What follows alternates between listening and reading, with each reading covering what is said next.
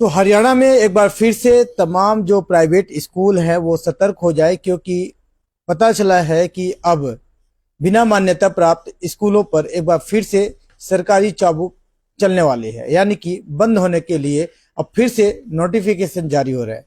कई जिलों में ऐसे केसेस आ भी गए हैं निकलकर। बहुत से जिलों में तकरीबन 200 प्लस स्कूलों पर जो बिना मान्यता प्राप्त स्कूल हैं उन पर सरकारी ताला लगने के लिए नोटिफाई भी कर लिया गया है। लेकिन अब क्या बारी फरीदाबाद का भी है, क्योंकि यहाँ भी आए समय बहुत से ऐसे पीछे अगर बात करें तो कई ऐसी संस्थाएं हैं जिन्होंने लगातार ऐसे मुद्दों को उठाया कि भाई इस प्राइवेट स्कूलों को हम बचाएंगे सरकार से, या फिर प्रशासनिक अधिकारियों से गुहार भी लगाए, नेताओं से गुहार लगाए। लेकिन ऐसे मामले में अगर फिर से एक बार जब स्कूलों में कुछ जो होम एग्जाम भी चल रहे हैं, रिजल्ट डिक्लेयर हो रहे हैं, जो एडमिशन जोरों पे कर रहे हैं कुछ प्राइवेट स्कूल, ऐसे में उनके लिए बहुत बड़ा एक चिंता का विषय बनने वाला है। लेकिन फरीदाबाद में अगर हम बात करते हैं तो कोपसे के चेयरमैन डॉक्टर तरुण अरोड़ा एडवोकेट खुलकर सामने आते हैं और जब भी इनको मौका मिलता है तो बेबाकी से बोलते भी हैं। कुछ लोगों को सतावना भी देते हैं कि हम आपके साथ खड़े हैं, आपके साथ कुछ अन्याय नहीं होने देंगे। तो अब इस पे क्या कुछ अपनी राय रखेंगे, जानते हैं। तरुण सर, लगातार सुनने में आ रहा है कि जब अब एडमिशन सर पे है, ऐसे में एक शगुफा छोड़ा जा रहा है कि सच्चाई है कि जो प्राइवेट मान्यता प्राप्त स्कूल नहीं है उनको बंद किए जाएंगे। ऐसे टाइम पे क्यों आते हैं ये सब? देखिए, ऐसे टाइम पे नहीं आया है। ये मामला बहुत पुराना है, जो कि माननीय उच्च न्यायालय Punjab and Haryana high court के अंदर विचाराधीन था, जिसमें आदेश आया था कि नए सेशन के अंतर्गत इनको बंद किया जाएगा। तो जितने भी ऐसे स्कूल हैं जो मान्यता प्राप्त नहीं है, प्रशासन उन्हें हाई कोर्ट के आदेशों से चिन्हित कर रहा है, और साथ ही साथ जितने फर्जी मान्यता प्राप्त स्कूल हैं, जो डायरेक्शन आई है, उन स्कूलों को भी चिन्हित किया जा रहा है। और प्रशासन न केवल उनको बंद करवा रहा है बल्कि उनके ऊपर मुकदमे भी दर्ज करा रहा है। अगर देखें जब सीजन स्टार्ट होते हैं तो उस टाइम पे सांस ज्यादा फूलने लगते हैं जो प्राइवेट स्कूल है, खासकर जिनको आप फर्जी कह रहे हैं या फिर जो चल रहे हैं मार्केट में। मैं किसी स्कूल को फर्जी नहीं कह रहा, फर्जी प्रशासन कह रहा है। मेरी नजर में तो कोई फर्जी नहीं है। मेरी नजर में तो फर्जी वो तब तक नहीं हो सकता। मैं एक एडवोकेट हूं और मेरी स्कूल एसोसिएशन है अपनी, जो भारतीय विद्यालय शिक्षा परिषद, उसके तहत मैं किसी स्कूल को फर्जी क्यों कहूंगा।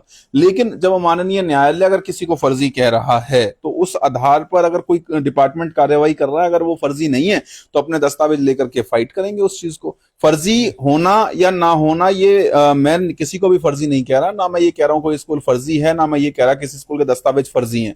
मैं ये कह रहा हूं जिनको प्रशासन कह रहा है कि वो फर्जी स्कूल हैं, मान्यता प्राप्त स्कूल नहीं है, फर्जी मान्यता के आधार पर चल रहे हैं, उन्हें चिन्हित करके हाईकोर्ट में उनकी सूची बना रहा है। अगर वो स्कूल सही होंगे, दस्तावेज सही होंगे, तो वो हाईकोर्ट में पेश करेंगे। लेकिन बड़ी बात यह है कि ऑल ओवर हरियाणा के अंदर भारतीय विद्यालय शिक्षा परिषद का, जी, काउंसिल ऑफ भारतीय स्कूल एजुकेशन का एक सिंगल स्कूल, 2300 स्कूलों में से एक सिंगल स्कूल ऐसा नहीं है जिसको प्रशासन ने किसी भी जिले में चिन्हित किया गया हो कि वो या तो मान्यता प्राप्त नहीं है या फर्जी मान्यता के आधार पर चल रहा है। हमारे सभी स्कूल अपने उचित दस्तावेजों के साथ कार्य हैं और चल रहे हैं, और तमाम सरकारी नियमों की पालना कर रहे हैं।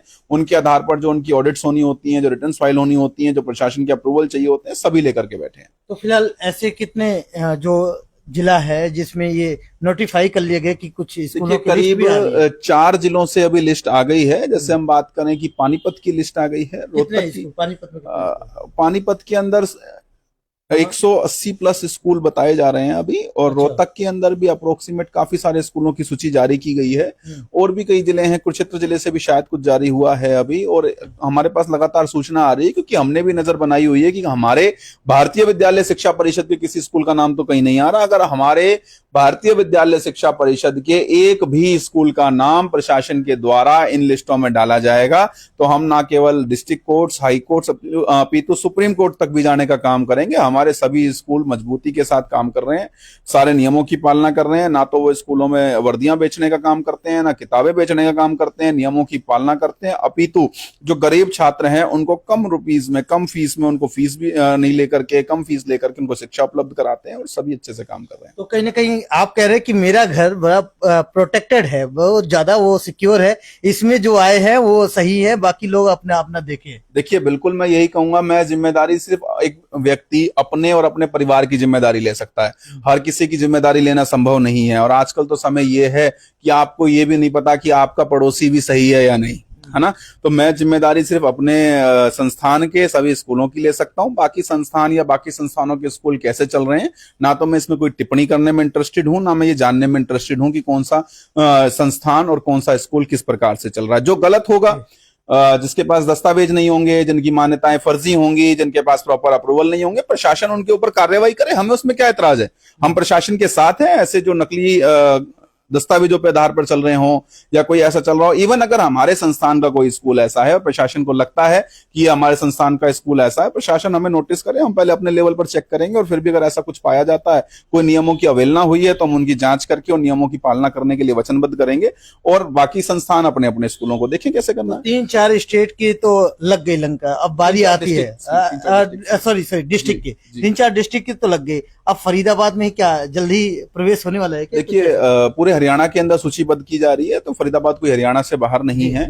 और फरीदाबाद के अंदर तो आप देखते हैं कि आए दिन स्कूलों के खिलाफ कंप्लेंट डे लगना, सीएम विंडो कंप्लेंट्स लगना, आरटीआई फाइल्स होना और अदर्स कंप्लेंट लगना, ये आम बात हो गई है। लेकिन पिछले 2-2.5 साल का जो मेरा एक्सपीरियंस रहा है, मुझे ऐसा लगता है कि फरीदाबाद के अंदर जो सबसे गंदी कालाबाजारी और ब्लैकमेलिंग शुरू कर रखी है, वो एक दूसरे स्कूल वाले एक दूसरे को कर रहे हैं, जो मेरा एक्सपीरियंस कहता है। एक दूसरे की टांग खिंचाई चल रही है, बहुत सारी चीजें चल रही हैं। तो आपने देखा होगा कि लास्ट ईयर एक जो चीजें हुई वो सभी आप जानते हैं बेहतर। आप भी अब वहां तो पहुंच के फिर वापस मत आइए।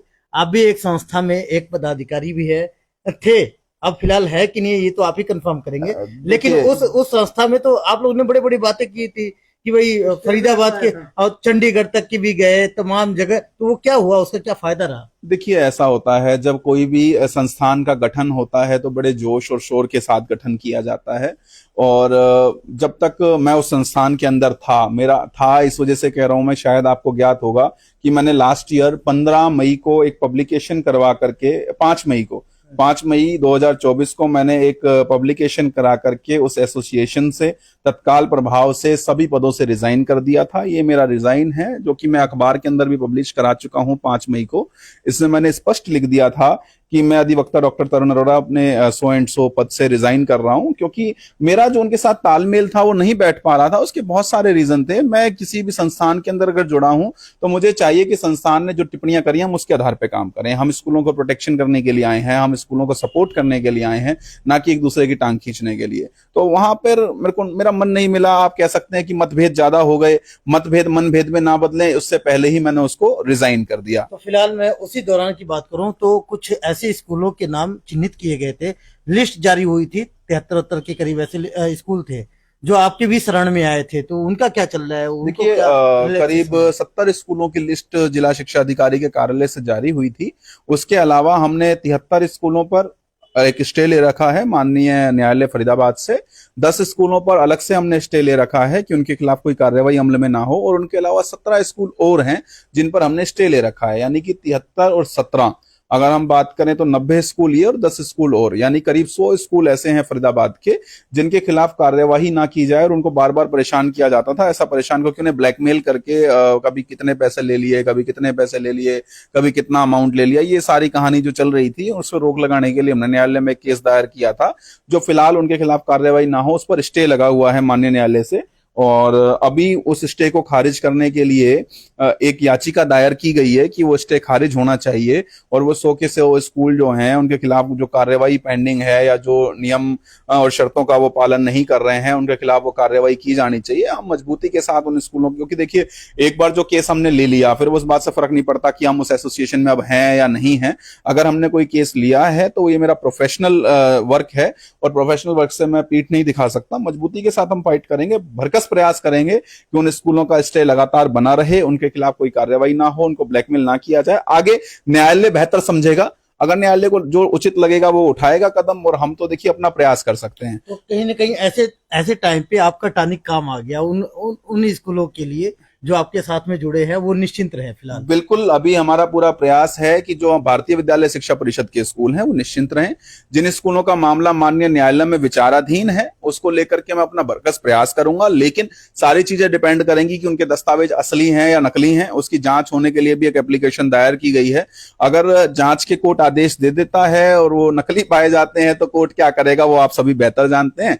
बाकी मेरे को बरकस मेरा प्रयास रहेगा कि स्टे लगातार बना रहे, क्योंकि जो स्कूल आए हैं शायद वो सभी ठीक हैं और जिस एसोसिएशन के थ्रू आए हैं उनके पदाधिकारियों ने भी कहा है कि सभी के दस्तावेज सही हैं, मात्र ब्लैकमेलर उन्हें गलत रास्ता दिखा रहे हैं या उनको ब्लैकमेल करने की वजह से सारे कदम उठा रहे हैं। बाकी देखो, जो दोषी होगा उसे सजा मिलना तय है, फिर चाहे वो किसी भी एसोसिएशन का हो, किसी भी संस्थान का हो, चाहे वो भारतीय विद्यालय शिक्षा परिषद का हो या अन्य किसी संस्थान का। लेकिन मैं फिर कहता हूं कि हमारे संस्थान भारतीय विद्यालय शिक्षा परिषद का एक भी विद्यालय ऐसा नहीं है जो नियमों की अवहेलना कर रहा हो। बाकी संस्थान अपना अपना देखें। तो फिलहाल क्या क्या डॉक्यूमेंट रेडी रखें, क्योंकि प्रशासन की जब डंडा होगा या फिर बुलाएंगे तो वो लेके पहुंचेंगे, तो उसमें कोई अगर चाहे आपसे सपोर्ट लेना तो कहीं देखिए दरवाजा मान्यवर खुला जी, है? मैं दरवाजा बिल्कुल खुला है भारतीय विद्यालय शिक्षा परिषद के सभी स्कूलों के लिए, और उन स्कूलों के लिए जो कि तरुण अरोड़ा एडवोकेट से अपना केस फाइट कराना चाहते हो। लेकिन अगर कोई ऐसे स्कूल हो जो किसी अदर एसोसिएशन के बैनर तले मेरे पास आने का प्रयास करें तो मैं उनको 5 मई को ही हाथ जोड़ चुका हूं। मेरे बस की नहीं है कि और एसोसिएशंस को किसी भी प्रकार का समर्थन या सपोर्ट देना। जो केस मेरे पास ऑलरेडी है वो मैं मजबूती के साथ फाइट भी करूंगा। जो से केस आएंगे तो मैं एज एडवोकेट केस फाइट कर सकता हूं, उस एसोसिएशन के पदाधिकारी के तौर पर नहीं।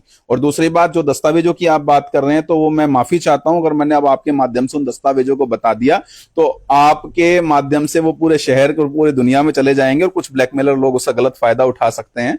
इसलिए एक विद्यालय को क्या क्या दस्तावेज चाहिए ये मैं आपके साथ शेयर नहीं कर पाऊंगा।